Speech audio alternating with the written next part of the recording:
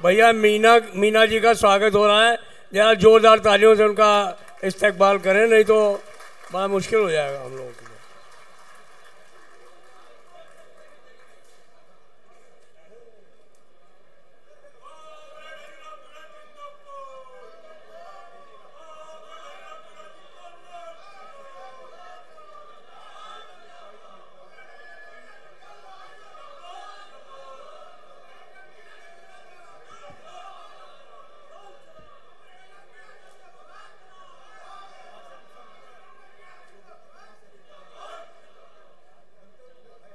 अच्छा, अभी और किसी का स्वागत बाकी है? नागभूषण जी,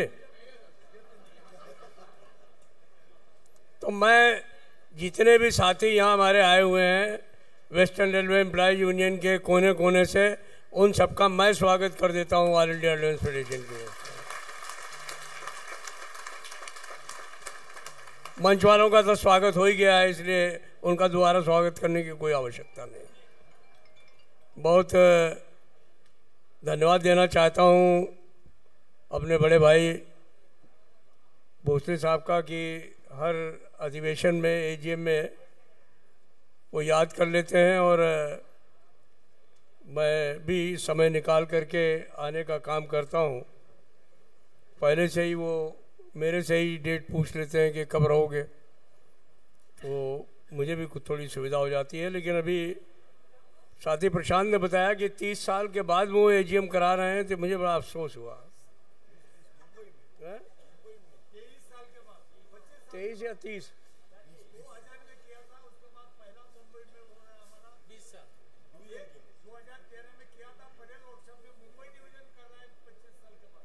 अच्छा, कोई बात नहीं है, हमारी मैथ्स थोड़ी कमज़ोर है, लेकिन फिर भी 30 नहीं 20 सही है, तो एक इतिहास है। अगर मुझे ये मालूम होता कि ये इतने दिनों से एजीएम नहीं किए हैं, मैं वर्किंग कमेटी में, स्टैंडिंग कमेटी में इतना लोगों को हिलाता रहा कि अब की एजीएम कर लो भाई, कोई भी एआरएफ की एजीएम कर ले, कोई एजीएम में एआरएफ की कर ले, तो तैयारी नहीं हुए। अभी भी तैयार हो जाओ तो लखनऊ वाली एजीएम कैंसिल करके यहीं करा देता हूँ।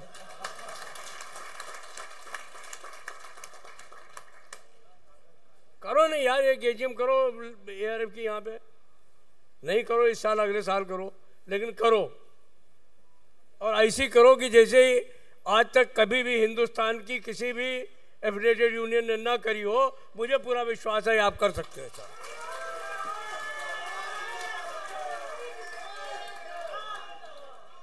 शिंदे साहब हंस रहे हैं कि चढ़ा रहे हैं, शिंदे साहब हंस रहे हैं कि चढ़ा रहे हैं। प्रशांत चढ़ने वालों में है नहीं, लेकिन अब एक दफे चढ़ जाएगा तो फिर उतरेगा भी नहीं। हमारे सीपीओ मंजुला जी, डीआरएम पंकज जी, मंचा सेन, हमारे डब्ल्यूआरयू के अध्यक्ष आरसी शर्मा जी, महामंत्री बड़े भाई भोसले जी,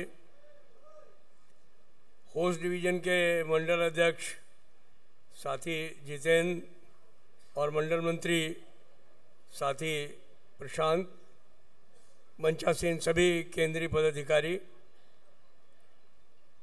और यहाँ पर उपस्थित युवा शक्ति, महिला शक्ति, डब्ल्यूआरयू के सभी डेलीगेट्स, सबको मैं बहुत धन्यवाद देता हूँ। पेंशनर्स का प्रतिनिधित्व करते हैं हमारे मालिक आरपी गुप्ता जी, उनका विशेष तौर पर मैं नमन करना चाहूँगा, क्योंकि वो पूरी लड़ाई उनकी लड़ने का काम करते हैं। आज आवश्यकता भी है कि हम पेंशनर्स को भी जोड़ करके साथ में चलें और उसको वो पूरे तौर पर आगे बढ़ाने का काम करते हैं। आज जब आप अपने 105वीं एजीएम कर रहे हैं, संगठन हमारे, अभी हम 22 तारीख को जब लखनऊ में मिलेंगे तो हमारी फेडरेशन की 101वीं एजीएम होगी, लेकिन वेस्टर्न रेलवे एम्प्लॉयज यूनियन की 105वीं एजीएम है। तो आप ऑल इंडिया अलायंस फेडरेशन की जो पैदाइश है कहना चाहिए, उसके एक बहुत मजबूत स्तंभ है।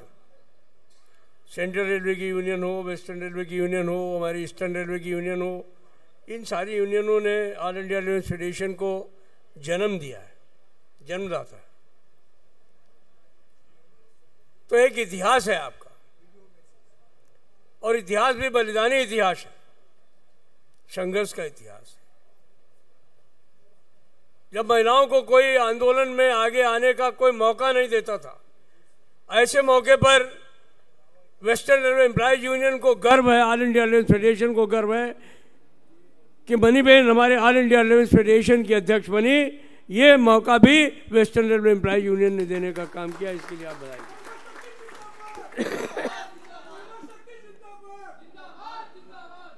तो लोग सिर्फ कहते हैं कि हम महिला शक्ति को आगे बढ़ाएंगे, वीमेन एम्पावरमेंट के लिए काम करेंगे। वेस्टर्न रेलवे एम्प्लॉयज यूनियन ने इस काम को करके दिखाया। आज का जो समय है वो युवाओं का समय है। भारतीय रेल में आज की तारीख में जो युवाओं की परिभाषा है उसके हिसाब से 9.5 लाख लोग जो है वो हो गए हैं। अभी इस साल के अंत में करीब 86,000 लोग और आ जाएंगे। तो ये ज़माना जो है वो युवाओं का ज़माना है, और हमारे लिए भी ये एक बहुत बड़ा चैलेंज भी है। चैलेंज यूँ है कि रेलवे के सामने भी बहुत सारे चैलेंजेज हैं। रेलवे उनका मुकाबला अपने तरीके से कर रही है। मुझे इस बात की खुशी है, मेरे को भी 50 साल हो गया रेलवे में काम करते हुए, ट्रेड यूनियन में काम करते हुए। मैं जब शुरू में आया था तो उस समय जब रेल बजट आता था तो रेलवे बजट जब कभी भी हमने देखा नहीं कि उसकी गणना जो है वो 50,000 करोड़ रुपए से ऊपर गई हो। इवन एनडीए का जो दूसरा टेनोर था, इसमें अटल जी थे, उस जमाने में भी 50,000 करोड़ का आंकड़ा हम लोग पार नहीं किए। लेकिन इस साल रेल बजट जो है वो 2,65,000 करोड़ रुपए, 2,65,000 करोड़ रुपए का है। इसका मतलब है रेलवे प्रगति के मार्ग पे कहीं ना कहीं आगे बढ़ने का काम कर रहा है। आज नए स्टेशन बन रहे हैं, नए प्रोजेक्ट्स आ रहे हैं। एक सपना जो हम लोग बचपन से देखते रहते थे, कश्मीर से कन्याकुमारी तक एक हो जाए, आज हम गर्व के साथ कह सकते हैं कि आप बनिहाल से शुरू करिए तो आप सीधे कन्याकुमारी जा सकते हैं।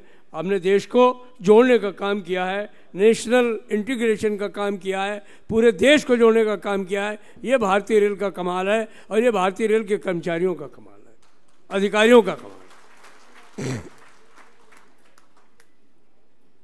तो भारतीय रेल के सामने जो भी चुनौतियां आती हैं, हमारे लोग उसका बखूबी मुकाबला कर लेते हैं, कोई दूसरा उसको कर नहीं सकता। कोई भी त्यौहार हो, अभी छठ आई तो मैंने देखा कि लोग घरों में सोते हैं, आराम से त्यौहार मनाते हैं, लेकिन हमारे रेल कर्मचारी रात दिन जगते हैं। अगर वो नहीं जगे, वो गाड़ियां नहीं चलाएं, तो लोग अपने घर त्यौहार के लिए नहीं पहुंच सकते। उनको सुविधा रहे, वो पहुंच जाएं। हमारा फ्रेट ट्रेन्स का आवागमन इतना तेज़ी से रहे कि देश के अंदर कहीं भी कोई खाद्य संकट नहीं हो, तेल का संकट नहीं हो। ये करने का काम कौन करता है? भारतीय रेल का कर्मचारी ही करता है। लेकिन जब कभी हम लोग अपनी मांगों को लेकर के आगे बढ़ने का काम करते हैं तो हमको जो है वो सेंट्रल सेक्रेटेरिएट में जो उनकी भी ज़रूरत है, मैं ये नहीं कहता कि उनकी कोई ज़रूरत नहीं, लेकिन उनके बराबर ही हमको प्लेस कर दिया जाता है। तब लोग भूल जाते हैं कि ये 24/7 काम करने वाले कर्मचारी। तब लोगों के दिमाग में नहीं आता है कि 500 से ज़्यादा लोग हर साल अपनी शहादत देते हैं कौन ऐसा सरकारी विभाग है हमको कोई बताए जहां कर्मचारी 400-500 लोग हर साल अपनी शहादत देते हो अपने डिपार्टमेंट को चलाने के लिए। भारतीय रेल के अलावा कोई भी ऐसा डिपार्टमेंट भारत सरकार में नहीं है। मैं मिलिट्री को भी उसमें शामिल करता हूं, इनमें मिलिट्री भी शामिल है। मैं सैल्यूट करता हूं उनको, वो देश के पहरुए हैं, देश की रक्षा करते हैं, हम लोग सब उनकी इज्जत करते हैं। लेकिन इतनी बड़ी संख्या में अपनी शहादत दे करके जो भारतीय रेल को चलाने का काम करते हैं वो सिर्फ और सिर्फ भारतीय रेल के कर्मचारी। लेकिन उनके लिए जब हम भी कोई डिमांड लेके बात करते हैं तो हमको ये कहा जाता है कि ये तो हो नहीं सकता है, इसमें तो जो है वो असमानता आ जाएगी, दूसरे कर्मचारियों के लोग क्या कहेंगे। तो ये सब चीज़ें जो हैं वो उचित नहीं है। और अभी जब 8वें वेतन आयोग की बात होगी तो वहाँ पर बात निश्चित तौर पर होगी और खुलेआम होगी। हम इसमें कोई संकोच करने वाले नहीं हैं। हम जेसीएम स्टाफ साइड के सेक्रेटरी हैं, बिल्कुल ठीक है। हम सब केंद्र सरकार के कर्मचारियों के लिए लड़ेंगे, स्टेट कर्मचारियों के भी लड़ेंगे।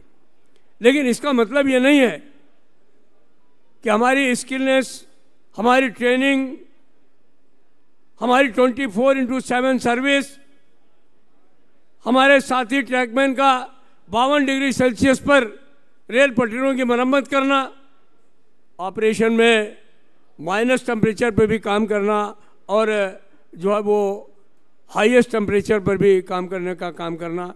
तो ये जो 24/7 भारतीय रेल को चलाने का काम, चाहे जो परिस्थितियां हो, जाड़े हो, गर्मी हो, बरसात हो, ये जो भारतीय रेल के कर्मचारी करते हैं, इस पे कमीशन को, इस मेहनत को देखते हुए इसको करने का काम करना पड़ेगा। हमें अफसोस है कि भारतीय रेल ने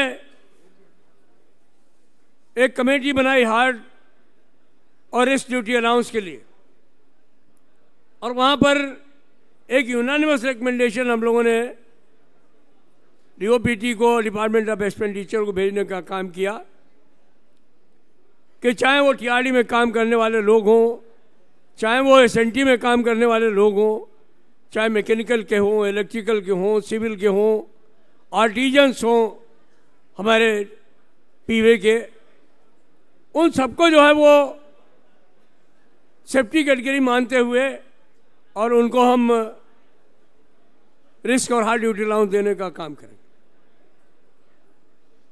बड़ी बहस हुई और उस बहस के बाद एक यूनानिमस फैसला हुआ।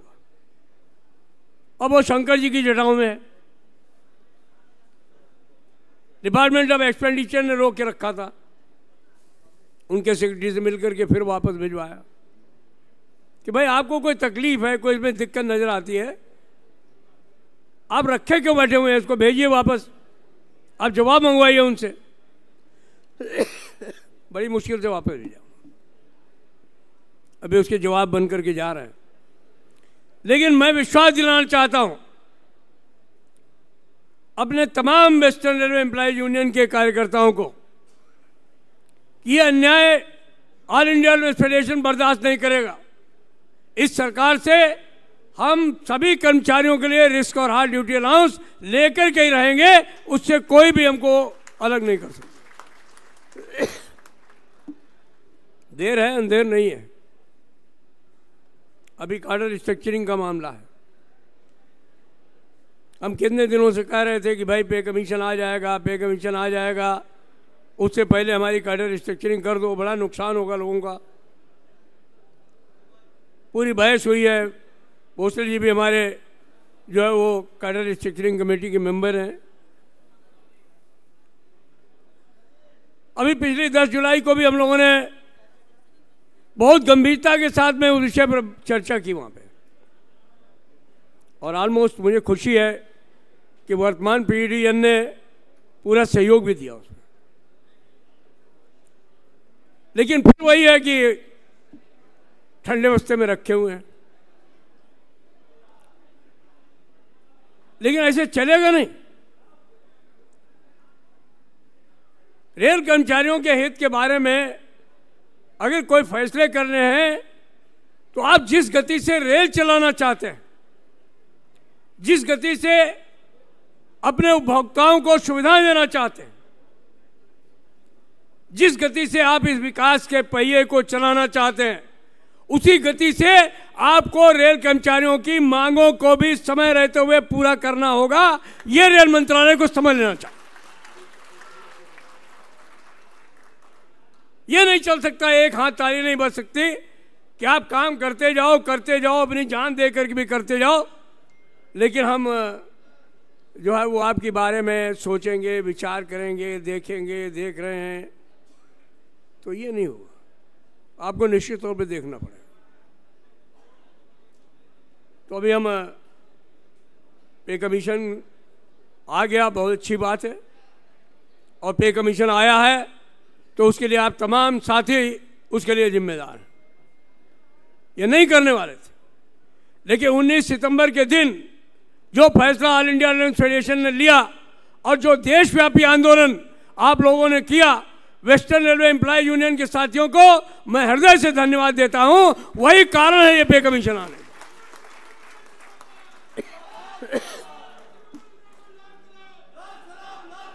हमने माननीय प्रधानमंत्री जी को, वित्त मंत्री जी को,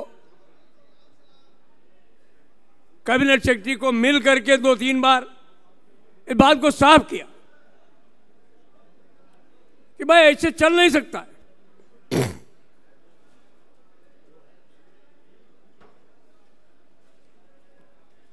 हमने कहा क्या कारण हो सकता है इसका, इतना डिले क्यों? दिल्ली के चुनाव थे,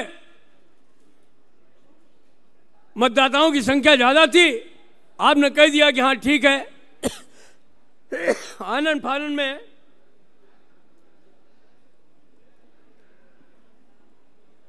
आपने जो है वो कैबिनेट में एजेंडा नहीं होते हुए भी उसमें जोड़ करके प्रधानमंत्री जी की दयालुता बताते हुए, और आपने कहा कि बिल्कुल हम पे कमीशन बैठाने जा रहे हैं। फिर इसके बाद 9 महीने की चुप्पी। तो लोग ठीक ही कहते हैं कि आपकी चुप्पी दिल्ली चुनाव के बाद, बिहार के चुनाव में टूटी है। रिपोर्ट उत्तर प्रदेश के चुनाव के समय आएगी और लागू अगले लोकसभा चुनाव में होगा।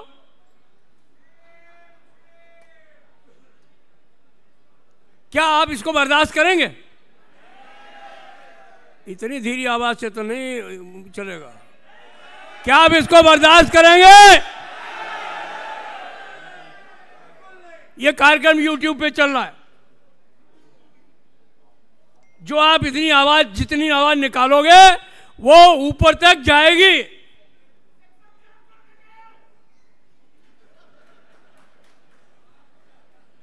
मैं तो कहता रहता हूं उनको कि खलक की आवाज को नक्कारे खुदा समझो।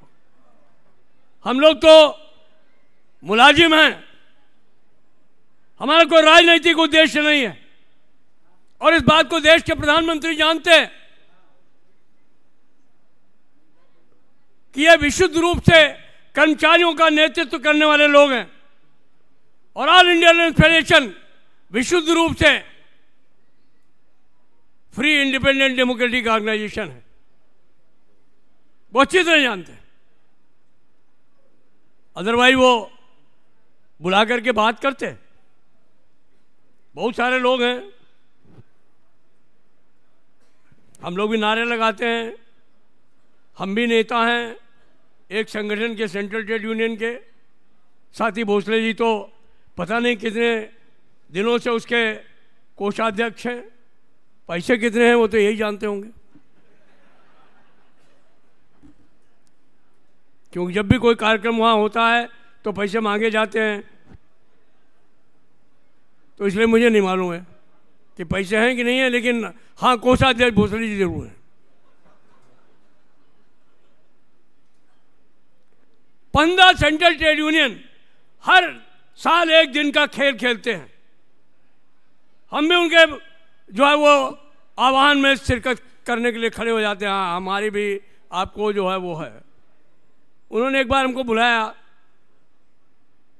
कि भाई आप आइए, लोग कहते हैं कि फेडरेशन खासतौर पर जो रेलवे का है उसके सहयोग के बगैर जो है वो देश में आम हड़ताल नहीं हो सकती। हमने कहा चलो, बहुत देर कर दी बुलाते बुलाते, लेकिन चलिए आपने बुलाया तो आ जाते हैं। उन्होंने कहा कि एक सांसद थे, भगवान उनकी आत्मा की शांति दे, वो चले गए ऊपर, तो उन्होंने कहा भाई आप हड़ताल क्यों नहीं करते?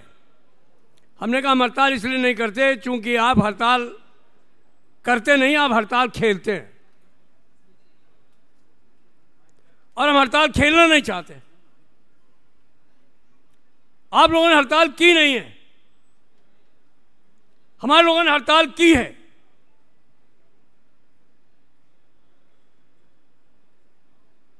आज मुझे गौरव है इस बात का कि पुरोहित जी, चौबे जी, स्वर्गीय वाजपेयी जी, जगदीश अनमेरा जी, जिनके नेतृत्व में हम लोग, जिनके चरणों में बैठ करके यहां तक पहुंचे, उन्होंने बहुत कुछ सिखाने का काम किया।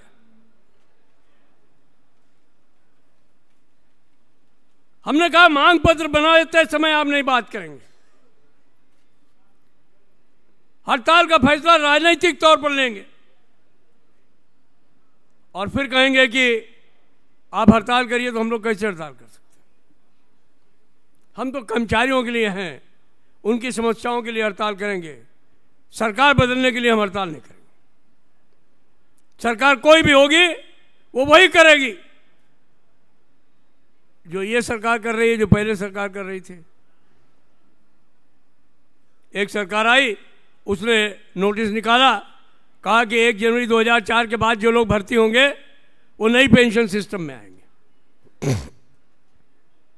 दूसरी सरकार आई, दूसरी पार्टी की सरकार थी, उन्होंने पीएफआरडीए एक्ट बना करके उसको सीमेंटेड कर दिया। अभी चुनाव होते हैं तो कहते हैं कि हम पुरानी पेंशन बहाल कर देंगे। भाई जहां सरकार है वहां तो बहाल करा दो। केरल में कम्युनिस्ट सरकार है, बहाल करा दो। कर्नाटका में कांग्रेस की सरकार है, बहाल करा दो। कुछ तो लोगों के सामने आए ना कि हाँ हमने किया। तो करने वालने वाले कुछ नहीं है। मैं सीधी बात जानता हूं कि ये राजनीतिक तौर पर कर्मचारियों की समस्याएं हल नहीं हो सकती। ये हल होंगी तो आपको अपने पैर पे खड़े होकर के, जैसे आप ने खड़े होकर के जब अपनी जोश को दिखाया, अपनी ताकत को दिखाया रामलीला मैदान में, तो फौरन कमेटी बैठ गई, डिस्कशन भी शुरू हो गया, और वो भी अंत में प्रधानमंत्री जी के दरवाजे तक पहुंच गया। उन्होंने बुला के बात किया। तो बात यह है कि समस्याओं का समाधान हम लोग कर्मचारियों के दायरे के अंदर करना चाहते हैं। अगर हम हड़ताल की बात करेंगे, हम संघर्ष की बात करेंगे, तो सिर्फ और सिर्फ कर्मचारियों के मुद्दे पर करेंगे। अपने कर्मचारियों के सोशियो इकोनॉमिक बेनिफिट के लिए करेंगे, उनके और उनके परिवार के अच्छे जीवन के लिए करेंगे, उनकी अच्छी वर्किंग कंडीशन के लिए करेंगे, उनके काम के घंटे जो निर्धारित है उनके अंदर रहे उसके लिए करेंगे। जिस हाई पावर कमेटी की डिमांड हम लोगों ने की थी, डीपी त्रिपाठी कमेटी की रिपोर्ट, उसमें जो उन्होंने सिफारिश दी है उसके आधार पर काम कराने की बात करेंगे। ये नहीं चलेगा कि आप कहें तो हाँ 36 घंटे पे रनिंग स्टाफ को वापस आ जाना चाहिए अपने घर पे, और बाद में वो 92 आवर्स तक बाहर रहे, 72 घंटे तक बाहर रहे। ये नहीं चल सकता। तो हमारे मुद्दे अच्छी वर्किंग कंडीशन, अच्छी लिविंग कंडीशन, और ये भी है कि हमारे बच्चे क्यों पिछड़ जाते। जब आदमी 24 घंटे खाली रेल और रेल के पहिए के साथ जुड़ा रहेगा, उसके संचालन के साथ जुड़ा रहेगा, उसके मेंटेनेंस के साथ जुड़ा रहेगा, तो उसको अपने बच्चों के बारे में कब फुर्सत होगी। कई बार तो ऐसा हो जाता है कि लोग गलती भी कर जाते हैं। भी एक दिन हॉस्पिटल में मैं जा रहा था तो करीम भाई की पत्नी से दुआ बंदगी हुई। हमने कहा कि कहाँ ले जा रही भाईजान को? कहने लगी भैया ये कुछ तबीयत इनकी ज़्यादा ही खराब है। हमने पूछा क्या खराब हो गया? कहने रात को सोते सोते चिल्लाते हैं ये। अरे हमने कहा सपना अपना आता होगा, देख लेते होंगे। नहीं, कहीं ये हमेशा यही बोलते रहते हैं राइट राइट ऑल राइट। आप देखिए, बच्चा भी छोटा साथ में था। हमने कहा ये किस क्लास में पहुंच गया? तो करीम भाई बोले कि ये छठे में पहुंच गया। उसने कहा कि पापा झूठ क्यों बोलते हो, मैं 7वें में पहुंच गया हूं।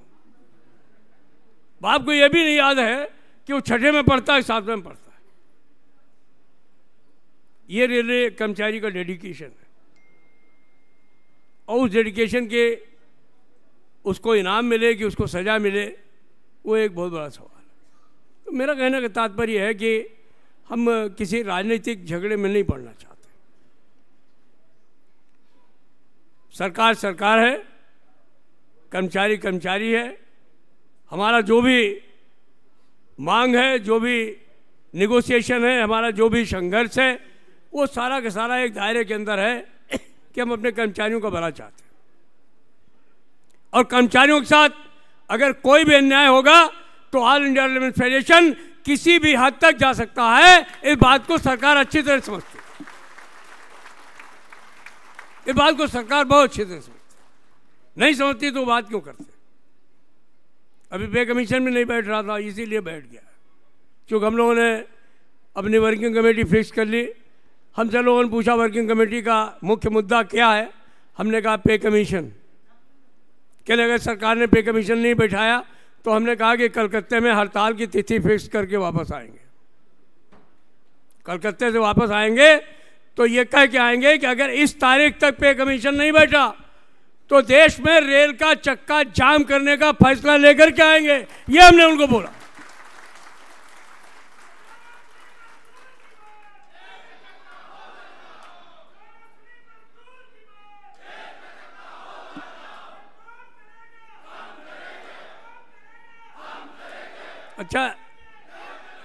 अच्छा सुनिए यार, ये भी बड़ा गजब का केस है यहाँ पे कि कुछ लोग तो कह रहे हैं और कुछ लोग चुप्पे हाथ यूं किए हुए बैठे हुए हैं, और मैं देख रहा हूँ कौन लोग हैं वो।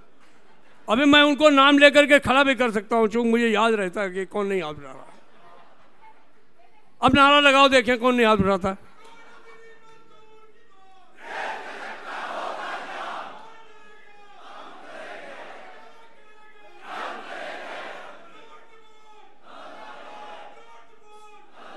गुड।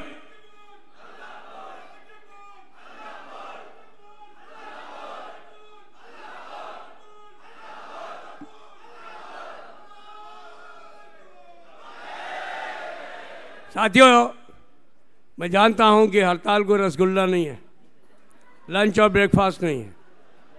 हर समय हड़ताल की बात भी नहीं करते हम लोग। सन 74 के बाद अगर कोई मेजर हड़ताल नहीं हुई, देश के अंदर कोई डिस्ट्रप्शन नहीं हुआ, तो उसका कारण ऑल इंडिया रेलवे फेडरेशन है, वेस्टर्न रेलवे मजदूर यूनियन है, और इसका कारण सरकार भी है, इसका कारण हमारे अधिकारी भी हैं।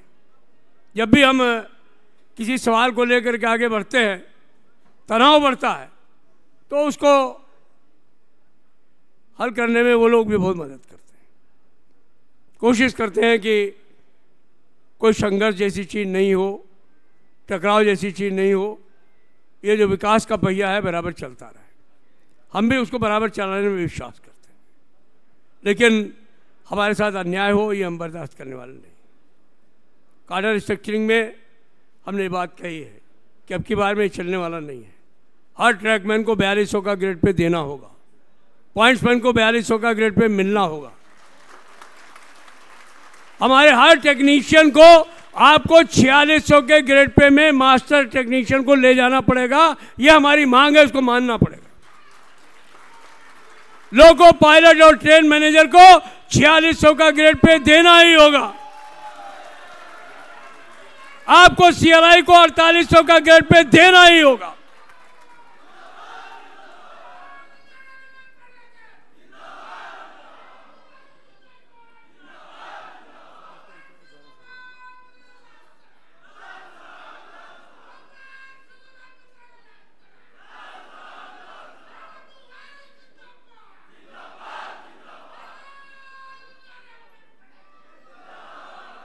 तो साथियों,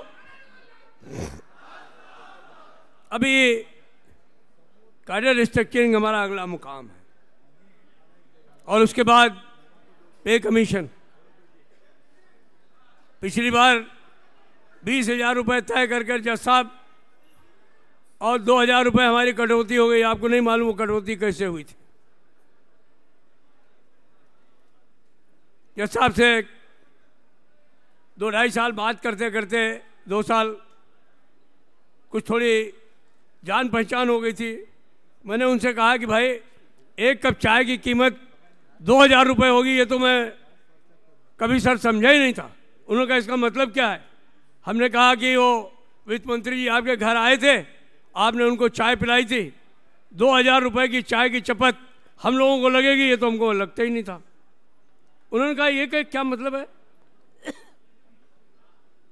हमने कहा कि हमारे आज वो जिंदा नहीं है, भगवान उनकी आत्मा को भी शांति दे, वित्त मंत्री जी। हमने कहा कि ये 20,000 रुपये जो आपने भरी मीटिंग में जेसीएम में सबके सामने कहा कि हाँ 20,000 मिनिमम होगा और बाद में आपने उसको 18,000 कर दिया, तो ऐसे नहीं हो गया। वो आपकी उनकी मीटिंग के बाद हुआ। आपने हमारे हितों को डिफेंड नहीं किया, जो उन्होंने कहा वो आपने मान लिया। ऐसा नहीं है। आपके पास में सारे खर्चे करने के लिए पैसे हैं। जब सरकारी कर्मचारी को कुछ देना होता है तो आपका खजाना खाली हो जाता है, तो ये नहीं चलेगा। अभी टर्म्स एंड रेफरेंस आया है, बहुत सारे साथी स्पेकुलेशन कर रहे हैं। कुछ लोगों को तो आदत है, निगेटिविटी उनके दिमाग में भरी हुई है। कभी किसी बात के लिए कोई बड़ाई तो करेंगे ही नहीं, चलो बड़ाई नहीं करो तो बोलो ही नहीं, लेकिन शुरू कर देंगे अरे ये टर्म्स एंड रेफरेंस, इसमें तो ये लिख दिया गया है कि देश की इकोनॉमिक स्थिति अच्छी हो तभी पे कमीशन लागू होगा। कौन सा ऐसा पे कमीशन है पहले पे कमीशन से लेकर के और 7वें पे कमीशन तक जिसमें यह मुद्दा नहीं रहा होगा? कोई भी ऐसा पे कमीशन बता दीजिए जिसमें यह बात ना रही हो। हर पे कमीशन में यह कहा गया है कि इस पे कमीशन की रिपोर्ट लागू करने से पहले देश में जो इकोनॉमिक कंडीशंस हैं उनको ध्यान में रखा जाएगा, स्टेट्स की क्या हालत है उसको ध्यान में रखा जाएगा। फिर भी कुछ मिला या नहीं मिला, कम मिला हो ज़्यादा मिला हो, लेकिन मिला है, ये कोई नहीं कर सकता। एक दिन मैं दाहोद में था, एक साहब आए, बहुत जोरदार भाषण दे के चले गए मंच पे, कहने लगे कुछ नहीं किया इन लोगों ने, ये नेता लोग तो सब ऐसे ही हैं। अरे भाई, हम कोई किसी खजूर वजूर के पेड़ से थोड़े न गिरे हैं, यहीं पैदा हुए हैं, यहीं नौकरी की है, अपने साथियों बीच में रहते हैं, हम जानते हैं उनकी क्या तकलीफ है। मेरा नंबर आया, भोसले जी ने कहा कि आप भी अपनी बात करिए, तो मैं भी खड़ा हो गया। तो मैंने कहा हाँ, मैं पहले दाहोद आया था तो किसी भी घर में साइकिल के अलावा हमको कुछ दिखाई नहीं पड़ता था, लेकिन आज दाहोद आया हूँ, कोई ऐसा घर नहीं है जिसके सामने जो है मोटरसाइकिल या कार ना हो। ये हमने थोड़ा नहीं किया है। कर्मचारियों के इकोनॉमिक कंडीशन में थोड़ी सुधारी, ये ऐसे ही टपक गया। तो लोगों का विश्वास है हर परिस्थिति में उनके साथ हम लोग खड़े हुए हैं, तो आपको घबराने की कोई जरूरत नहीं है। लिखने दीजिए इनको terms and reference. Terms and reference जब हम वहाँ बात करेंगे, बहस करेंगे, मेमोरेंडम बनाएंगे, तो उसकी रचना हम लोग अपने आप कर लेंगे। आपको कोई परेशान होने की जरूरत नहीं।